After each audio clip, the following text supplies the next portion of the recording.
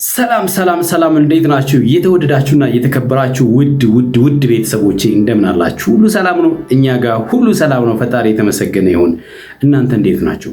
በያላችሁበት ሰላማችሁ ብዝት ይበለላለሁኝ። በጣም ወዳችኋለኝ። ያው ቻናሌን ሰብስክራይብ ያደረጋችሁ ስለሆነ በጣም አመሰግነው። ሰብስክራይብ አላደረጋችሁ ሰብስክራይብ አድርጉ። አረታው ሰብስክራይበር 15 ያስገቡኝ እንጂ ላይክ እያደረጋችሁ ይሄን ቪዲዮ እንድትጀምሩ በትህትና ጠይቃለሁ። ዛሬ በጣም ደስ የሚል ቪዲዮ ነው እውነት ለመናገር ይዤ ወደ እናንተ የመጣሁት ማለት ነው። እውነት በጣም ነው ደስ ያለኝ ማለት ነው።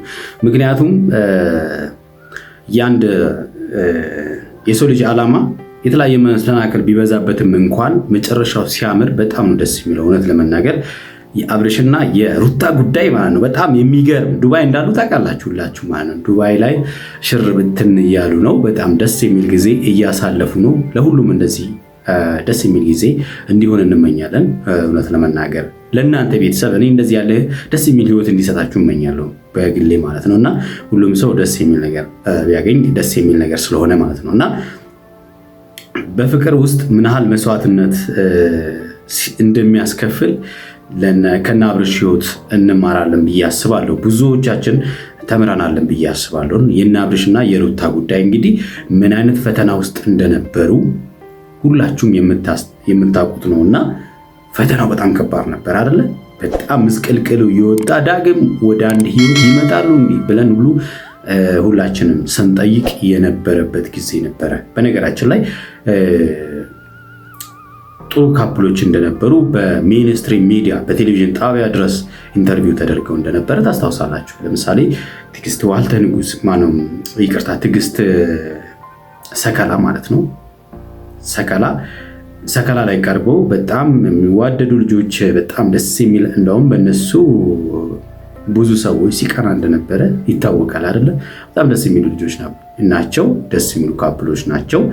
እንደዛው ደግሞ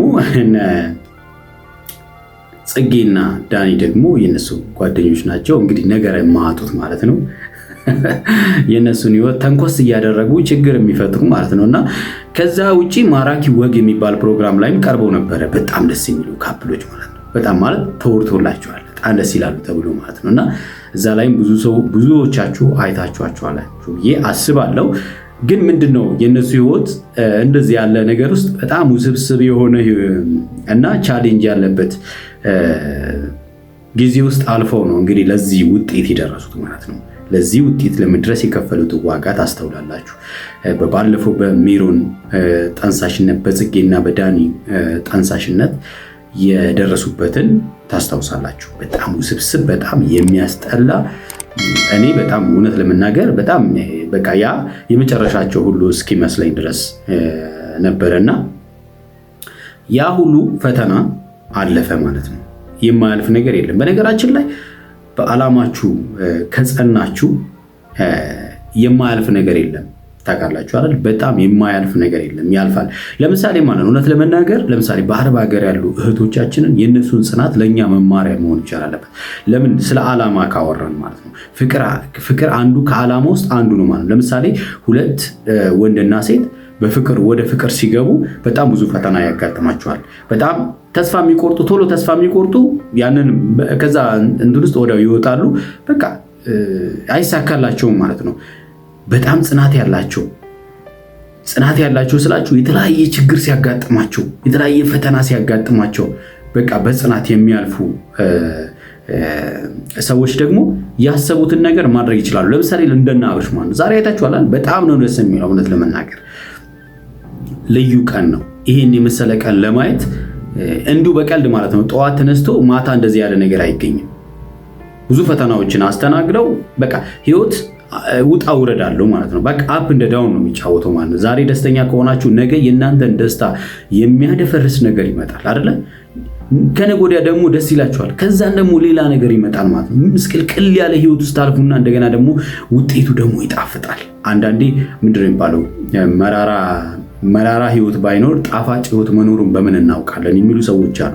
እና ያ መራራ ነገሮች ሲመሩ ከዛ ጀርባ ያለው በጣም ጣፋጭ ነገር ይዞ ይመጣል እና እንዳያችሁት ማለት ነውና እና አብርሽ እንዳያችሁት ምናልባት በህይወታችሁ ውስጥ እንደዚህ ያለ ነገር አጋጥሟችሁ ሊሆን ይችላል። እህት ወንድሞቼ ብዙ ፈተናዎችን አልፋችሁ በፍቅር ህይወት ብዙ ፈተናዎችን አልፋችሁ ደስ የሚል ህይወት ላይ ደርሳችሁ ሊሆን ይችላል እና ግን ብዙዎች ተስፋ ይቆርጣሉ፣ ቶሎ ብሎ ተስፋ ይቆርጣሉ፣ ሴትም ሆነ ወንድ ማለት ነው እና ስፔሻሊ ወንዶች ቶሎ ተስፋ የመቁረጥ ባህሪ ያለን እና ነገሮች ላይ ብዙ ማለት ነው እንትን ማለት አንፈልግም እና ጊዜ ማሳለፍ ወይም ደግሞ እንደዚህ ነገሮችን ትትር ብሎ መያዝ የሚባል ነገር አለ አይደል? በቃ ያንን ነገር የግዴታ ማድረግ አለብን ብለን በቃ የሆነ ነገር በመሃል ፈተናው ከፍ ካለ ተስፋ የመቁረጥና ልክ ለመተው መሄድ ማለት ነው። ሴቶች ደግሞ በዚህ በጣም ትለያላችሁ። በጣም ማለት ነው የዓላማ ጽናታችሁ በጣም አንድ ነገር ላይ ከያዛችሁ ቶሎ ተስፋ አትቆርጡም። ከቆረጣችሁ ወንድ ልጅ ያው እንዴት ብዬ ልንገራችሁ ማለት አፍቃሪ ነው። ወንድ ልጅ ምንም ጥያቄ የለውም። ለማፍቀር ችኩል ነው፣ ለመተውም ችኩል ነው። ከእንደዛ ያለ ነገር ውስጥ ተስፋ የመቁረጥ ማለት ነው ማለት ጥላቻ አይደለም። ተስፋ ቆርጦ ከዛ ነገር ውስጥ ለመውጣትም በዛው ልክ ችኩል ነው ማለት ነው። ሴቶች ደግሞ ለማፍቀር ጊዜ ይወስዳሉ። በዛው ልክ ግን ለመተው ደግሞ በቃ ጊዜ ያስፈልጋቸዋል። አይተውም። የማይሆን ነገር አይጀምሩም። ከጀመሩ ታትረው ነው የሚይዙት። እንደው ከአቅማቸው በላይ ከሆነ በጣም ዋጋ ከፍሎበት ካልሆነ ይተዋሉ። ከተው ደግሞ ተው በቃ። እኔ እንደዛ ነው የማውቀውና ብዙ ቦቶቼ በዙሪያዬም ስላሉ ስለማቅ ማለት ነውና ሩታና አብርሽ እንግዲህ ከመፋታት በቃ ኦልሬዲ ተለያይተዋል ተብሎ ሁሉም ሰው ተስፋ ከቆረጠ በኋላ ነው እንግዲህ ወደኋላ ተመልሰው ጋሽዬ በመሃል መጥቶ ግን እየተፈላለጉ ማለት ነው። አብርሃም ይፈልጋታል፣ እሷም ትፈልገዋለች። ግን አፋቸውና ልባቸው እየተለያየ ስለነበረ አንድ ላይ መሆን አልቻሉም ነበርና በኋላ ግን ጋሽዬ መጣ። ትልቅ ሰው ይኑር። ለዚህ ነው ባለፈው ያልኳችሁ ትልቅ ሰው ይኑር። ትልቅ ሰው ብዙ ነገሮችን ያመዛዝናል። እሷንም እንደ ልጅ ብለው እንደውም ልጃቸውን ተጭነው አያችኋል። ሳይኮሎጂካሊ እንኳን ትልቅ ሰው እንዴት እንደሚያስብ ለምሳሌ ማን ነው ሁለታችሁም አጥፍታችኋል ብሎ ጋሽዬ ሁለቱንም እኩል ቢቆጣ ኖሮ አይሆንም ነበር። ለምን እሷ የሚከፋት ነበረ። ግን ልጅ ነው። አባት ልጁን በጣም ተጫነ። በጣም አጥፍታል አለው። ልክ ነው፣ አጥፍቷል እኮ አብርሃም አጥፍቷል፣ እሷም አጥፍታለች። ግን አያችኋል፣ ሁለቱም አጥፍተዋል። አብርሃም ጥፋቱን ቢጀምርም በጥፋት ላይ ጥፋት ደርቧል። ሩታም አጠፋች ከነዳኒ ጋር መሆኗ። ሆኖም ግን ያ ሁሉ ምስቅልቅል ያለው ህይወት ዛሬ ተስተካክሎ ይሄን የመሰለ አያችሁ፣ ይሄን በጣም የሚያምር ማለት ነው ይሄን የመሰለ ደረጃ ላይ ደርሰዋል። በነገራችን ላይ ፈተናው እዚህ ጋር ይቆማል ማለት አይደለም፣ ገና ይቀጥላል ማለት። በነገራችን ላይ ፍቅር ውስጥ ሆናችሁ የምትፈተኑት እጥፍ ትዳር ውስጥ ሆናችሁ ትፈተናላችሁ። የእውነቴን ነው የምለው። ፍቅር ውስጥ ሆናችሁ እንደውም ፈተናው ቀለል ይላል። ትዳር ውስጥ ስትሆኑ ደግሞ ፈተናው ከዚህ የበለጠ ነው እና ራሳቸውን ማዘጋጀት ምናልባት ይህን ቪዲዮ እየሰማችሁ ያላችሁ እህቶችም ሆነ ወንድሞች እንደዚህ ያለ ነገሩ ስትገቡ ፈተናው የበለጠ ይከብዳል። ብዙ ጊዜ እንደውም አሁን ምን ይባላል እና ከጋብቻ ይልቅ የሚፋታው ይበዛል እየተባለ ነው አይደለም? እውነት ነው። አሁን ወደ ፍርድ ቤት አካባቢ ብትሄዱ የሚፋታው በጣም ብዛቱ፣ የሚጋባው ግን በጣም ትንሽ ነው። ለምን መሰላችሁ?